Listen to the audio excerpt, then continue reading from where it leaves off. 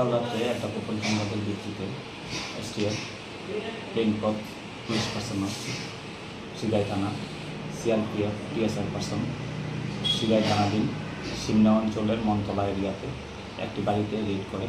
রেডের সময় 41 কেজি গাঁজা পাওয়া যায় এবং একটা পিস্তল এবং 15 রাউন্ড গুলি পাওয়া যায়।